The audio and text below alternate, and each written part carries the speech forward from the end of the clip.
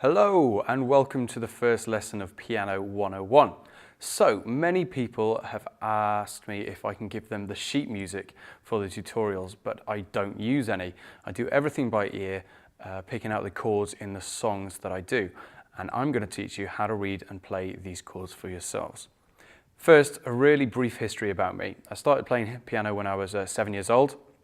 I got kicked out of the car by my mum and told to get into the piano teacher's house, which was a bit horrific. Finishing grade 8 when I was 14 years old, and at the time I thought I was really awesome, and I was pretty good, but just good at reading the notes on the page and then translating that to the keyboard.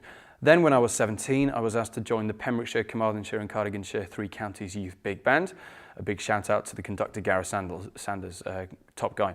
So thinking I was awesome, I waltzed in there thinking I would be absolutely fine. And for the first song I was presented with a sheet of music, quote unquote, that had no notes whatsoever, just chords, which I was expected to then play and improvise over. It was a massive reality check and I didn't really know how to play the piano at all, apparently. A couple of years playing for them changed everything.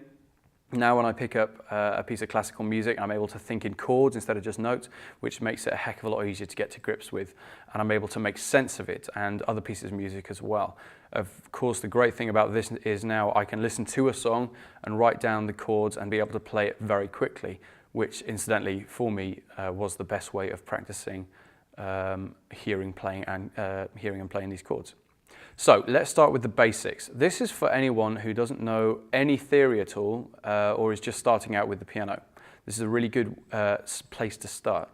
For most of these lessons, I'm going to be working in the key of C, but all these ideas and chords can work for any chord, any note, and it's fundamental that you do try these out for all other keys. Sadly, as with most things, being able to pick up what notes you should be playing for a chord comes with practice. So what do I mean by a key? Well, a key tells you what scale or chord a piece revolves around and usually starts on. In order that you know chords, you first have to know scales, but in this video we're just going to look at the scale of C major. A major scale sounds happy like this. So there I started on C, that's middle C. This is what we can call our root or our one or the first note. Then we go up a tone to D, or in other words 2 semitones. That's a semitone, that's a tone. Okay, so we go C, then a tone, then another tone, then a semitone, tone, tone, tone, semitone, and we've ended up back at C, which is an octave above where I started. Same note, just an octave apart. So whichever scale you're playing, the major scale always follows this pattern from the root. So let's give these notes numbers, of which there are 7 in a scale. So 1, 2, 3, 4, 5, 6, 7, and 8 is basically the same note as your root. So let's go on to the chord of C major. A major chord is made up of note 1, note 3, and note 5. Or in other words, the first note, the third note, to be exact, the major third, and the 5th note. In our case, that's going to be C, E, and G.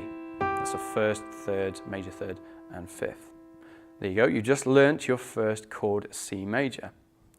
If you just played this chord like this every single time, it would sound a bit naff and a bit boring. So you can change which order these 3 notes are played in. If we shift the C up an octave, but keep the other 2 the same, it looks like this. So we've shifted the C up and we're starting chord on the E. Still the same notes. I'm playing the same notes but just in a different order. This is called the first inversion of C major. Okay, so that's your normal chord, first inversion of that. And then if we shift the E up an octave, we'll keep the other 2 the same there, that's the second inversion. And then if we do that once more, we're back to the beginning again.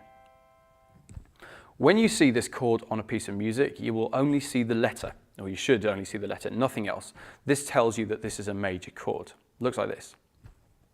So if you're playing this in the right hand, what are you going to be doing with the left hand? Well, unless you're really competent enough to do a walking bass, the kind of thing that a double bass would play, something like that, then it's probably a better idea to just play the root note, that's the first note, in octaves if you want, with the left hand. So say I wanted to play a C major chord with my right hand and my left hand, I'd play the chord with my right hand and then the root note with my left hand, maybe octaves. And that sounds really full and complete. Sounds really good. Now, you can also play the fifth note in your left hand and it still sounds pretty good.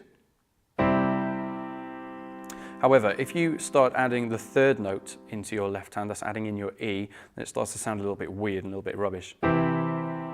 Sounds not quite right. So it's a good idea to keep the third in your right hand. That might change a little bit later on in a couple of lessons, but we'll cross that bridge when we get to it.